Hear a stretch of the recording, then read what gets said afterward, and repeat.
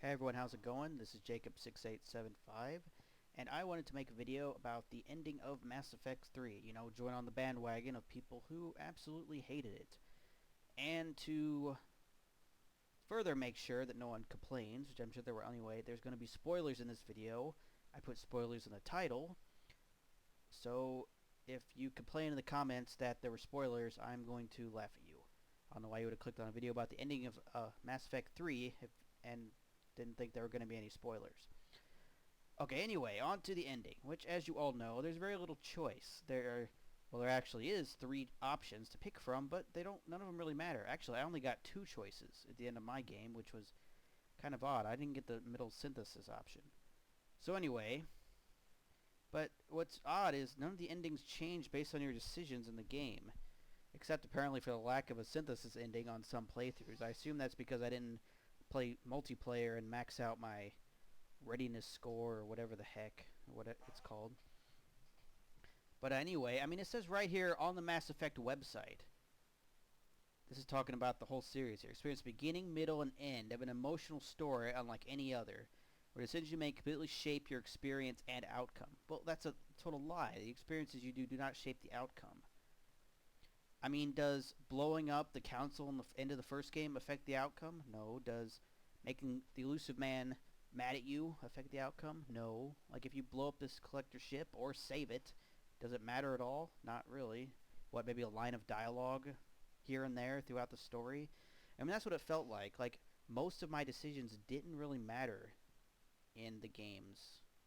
I mean, there were some that did, especially like in relating to Moradin. Like, he lived in my playthrough because of 2 decisions I made in the first 2 games. Like, that is good storytelling. But at the end of the game, having no choices matter, it's just a bit silly. And then there's the fact that the ending, even in a best case scenario, really is kind of stupid. I mean, however you do it, the Mass Effect relays all blow up, which means the entire fleet that you put together throughout this entire game is stranded on Earth because there's no Mass Effect relays anymore. That means basically the entire fleet has to survive somehow based on the resources that are on Earth, and this is an Earth that's been completely devastated by a Reaper attack. So, I mean, and that doesn't even include the fact that, like, a couple of the races don't even eat the same food that, like, humans do. Like, I think it's Quarians and Turians don't even eat the same kind of food. Like, human food is toxic to them. So they have to rely solely on their ships. And remember, they're coming to a massive battle. It's not they're gonna bring ships that are able to grow food in them or something to feed that massive amount of people. So everyone's going to slowly starve to death in the Earth solar system. I mean, that's kind of depressing, I would think, for an ending. But we don't even really know for sure if that's even going to happen. Especially since in the From Ashes DLC, there's dialogue that says when a mass reaper or a mass relay is destroyed, the whole system is destroyed because of the giant explosion. So this either means the entire fleet of the galaxy is stranded on Earth is going to slowly starve to death, or every single system in the entire universe that has a Mass Effect relay no longer exists. So that ultimately makes every decision you made pointless as well, because, I mean, who cares if the Geth and Quarians are at war if both their systems are blown up? Or who cares if the Turians and the Krogan or Solarians or whatever, if they're all still fighting, if their systems are blown up? Or even if they survive, they can't even reach each other anymore because Mass Effect relays don't exist. So it's like, who cares if they ever fought each other or hate each other? It doesn't really... I mean, it makes your decisions in Mass Effect 3 absolutely pointless and not matter because the ending doesn't take them into account, which is incredibly stupid. So then there's the other part of where with Joker landing on a planet, we don't know what planet. And my biggest thing when I was doing my playthrough was, why is he on a ship going at Mass Effect speeds or whatever it's called? And then to make the ending even stupider, when he landed on the planet, Liara and Garrus stepped out of the ship with him. But I had Liara and Tali in my party on the final mission. So when the collector beam hits, I have, like, knocked out and then like come to and stagger towards the thing and go up to the Citadel. You're telling me that Joker, in the battle to save the universe, decided to say screw that, flew down to the planet, somehow picked up Liara and Garrus, because remember, all my crew are on the planet helping with the fight, somehow picked up Liara and Garrus, I don't know why he would do this, and then decided to turn around and retreat from the battle and go to the Mass Effect relay, which is beyond Pluto, mind you, and enter into a jump in the time it took me to talk to the Elusive Man, talk to the Star Caller, and pick an option. Which means, I mean, why would Joker and my entire crew retreat from a battle for the universe? I mean, where would they even be going? It doesn't even make logical sense. So they get stranded on some unknown planet is the ending. I mean, is that supposed to make me, like, feel good that my crew survived? Because, I mean, honestly, it made me feel kind of mad, because doesn't that mean they abandoned you? They're like, well, Shepard's not going to win this, so screw it, let's save ourselves? I mean, is that what the ending's supposed to be? Because that just seems incredibly stupid to me. I mean, honestly. And I don't even understand the whole crew walking out. It seems completely random. Like, I've seen a million stories where it's just random who walks out of the ship. The only constant thing is Edie walks out if you pick the synthesis ending. So, I mean, who knows what the deal is with that ending. But the big theory is that the ending isn't really an ending, and that as soon as you were hit by the beam, you became indoctrinated. Everything after that is you trying to be indoctrinated, and the choice at the end is really, if you choose the red choice, that means you resisted indoctrination, because if you get 100% readiness, you like wake up alive. Well, I assume it's you, and you like take a breath, and you're still down on the planet.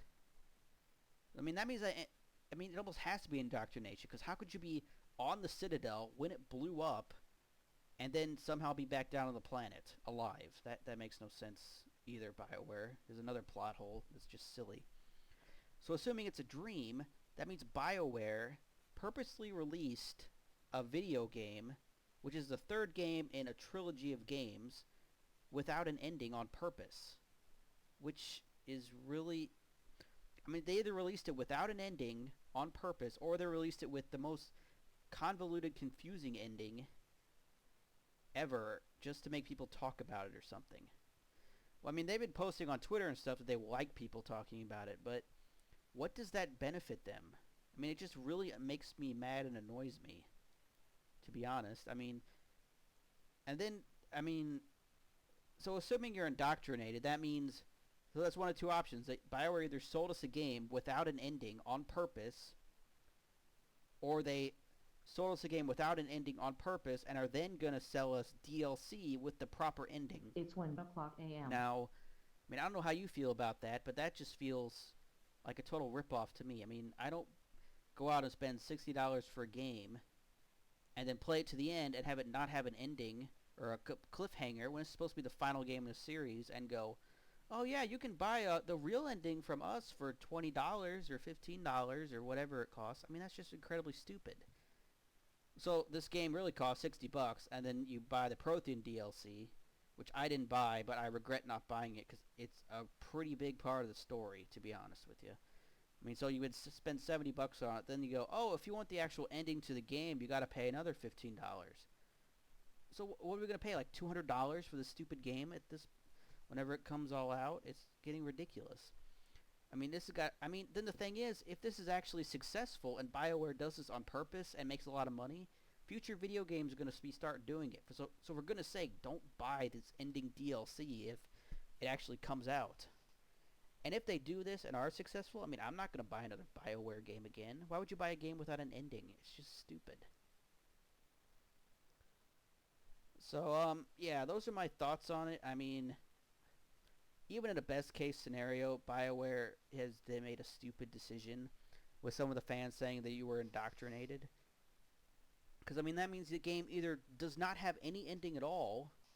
Well, it does have an ending. It means you lost and the Reapers won, I would assume. Because you're indoctrinated, you're dead on the planet. All the mass relays have blown up. I mean, who knows? No, because that didn't happen. Because that's all. Everything once you go to the Citadel is a dream under the indoctrination theory. So that means that, I mean, what? You are barely conscious, alive on the planet, and the Reapers are still winning the battle for the universe? I mean, I don't know. I mean, I don't really know how that's really an ending as well, because it's really not an ending. I mean, they might as well just get to the final battle and go, okay, and fade to black and roll the credits, because, I mean, that's about the same thing as this indoctrination theory. So, yeah, I mean, I don't know what BioWare is doing.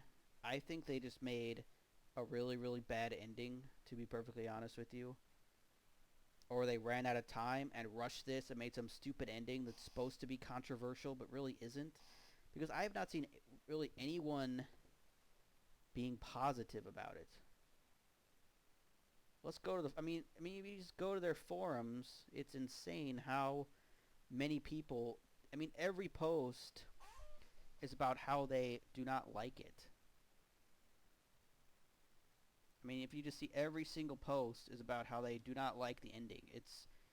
And then there's people running this child... I mean, not running the Child's Play, Charlie, but they set up a thing in the name of Mass Effect 3 not having an ending in Child Play, and they made like $30,000 for a charity out of it, which is insane. See, complaining about endings, 44 pages. Look, complaining about the ending, 1,231 pages. 200,000 views, 31,000 replies. Another ending, 136,000 views, 13,000. I mean, it's not like... I mean, there's like no positive threads, because usually when games have a controversial ending, some people like it. It's usually like 50-50. Some people say it's terrible, and then there's a ton of people go, no, it's amazing. That's not really happening here. Everyone says it's absolutely terrible. And finally, I just want to end with, why would you want to buy DLC for this game? I have zero interest in playing Mass Effect again. I'm not going to play through on my Paragon character, because why? The ending's the same. It doesn't matter if I, instead of murdering the Geth, I make the Geth and the Quarians love each other and be allies forever. It doesn't matter if I cure the Genophage instead of keeping them infected. The ending's the exact same in the games. There's really no point of playing through it again as a Paragon player. Or a Paragon or a Renegade if you play through Paragon, you know, whatever. And it also means, like, why would you buy DLC that doesn't relate to the ending?